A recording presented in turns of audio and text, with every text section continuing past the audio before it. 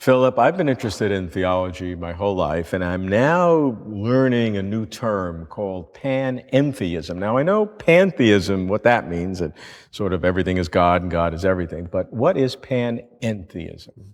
Panentheism is a school in the study of God, theology, in the last roughly 200 years that tries to bring together the best features of traditional theism and some traditional thoughts about pantheism, and to see if a third thing could emerge as the fusion.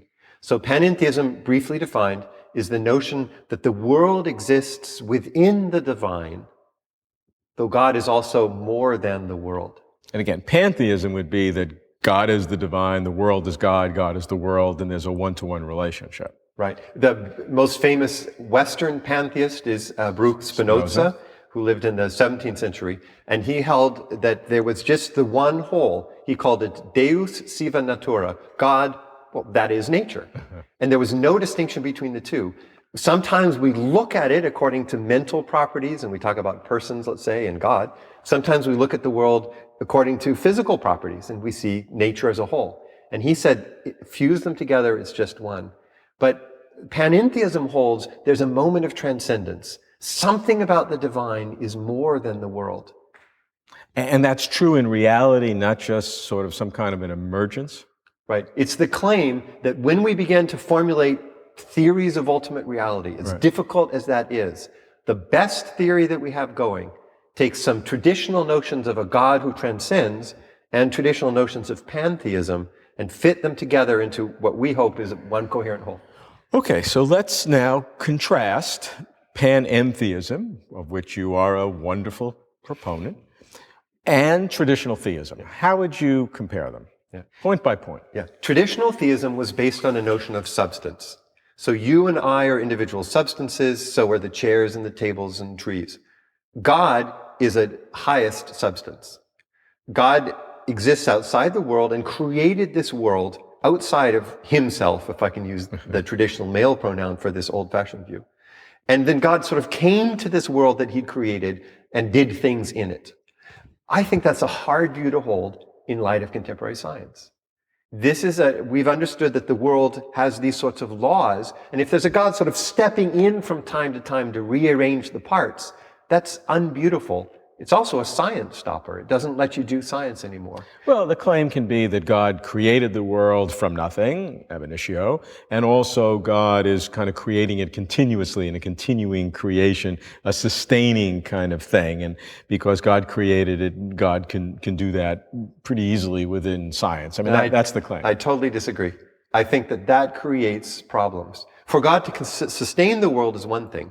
But to argue, as Thomas Aquinas did at one point, that God then steps in to bring about an outcome inconsistent with natural law, that for me is a science stopper. You can't do science in the lab when you wonder every time an experiment went wrong, maybe that was God messing with the observations. Okay, but how does panentheism then solve that problem?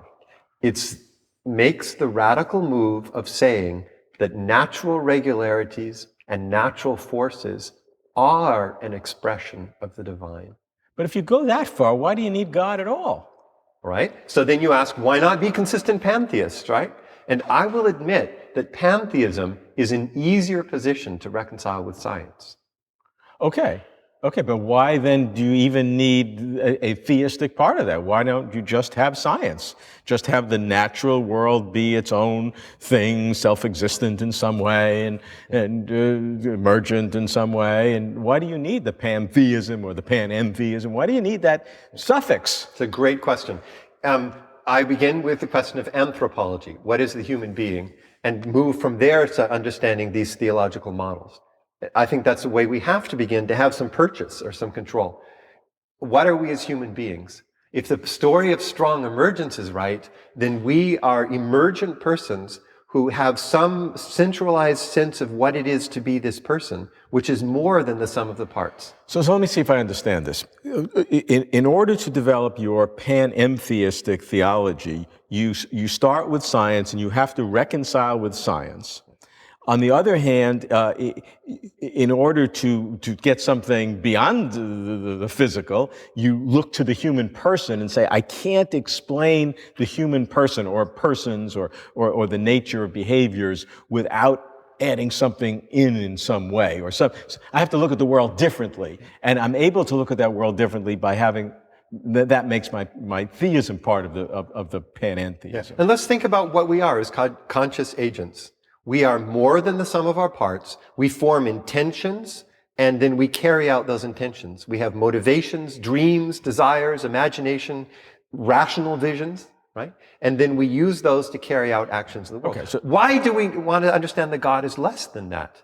Shouldn't the divine, this whole sum set of everything, also be able to be aware of the world as a whole? And in the moment that God is aware of the world as a whole, God is more than the world. Okay, so, but you need there's something special about these ideas of rationalism and awareness in order to be able to postulate the theistic part. And you're rooted in science, which keeps God and the world in a very tight relationship. And those are the two aspects. Now, if this is true, how then can we begin to understand the nature of God in a panentheistic way? What are some of God's characteristics? Yeah. On my view, we would understand God as possessing some eternal properties that make God divine. Properties of, let's say, necessary being, of infinity, not finiteness, perhaps of moral perfection. That's a hard one for a natural theology, isn't it? On the other hand, if God is to be at all analogous to what we are as persons, God has to have a responsive pole or side of God's nature, so that when people act in a certain way, then God can respond. God takes on board, as it were, the experiences of the creation. You're not calling God bipolar with some kind of disorder here, are you? Will it help if I say dipolar? That's the view that's been taken in a school called process theology. The two poles of God together constituting the being of God. And the two poles being? The eternal pole, antecedent nature, and then the consequent nature, the responsive side of God. And the latter is the one that's open. Yeah. Always responding to the world and always luring the world to its own higher potential.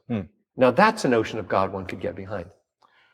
Well, what we feel comfortable with may not be true. I mean, I want to try to find truth, not what makes you comfortable. I'm completely sympathetic with that criticism. Sounds silly, but I really feel that way.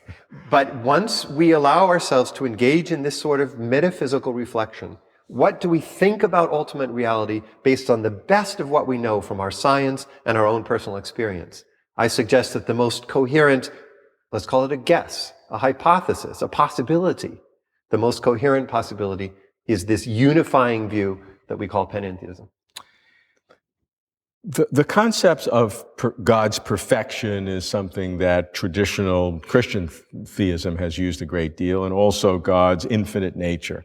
How do these two concepts fit within a panentheistic view? Yeah. The West has a complex about time.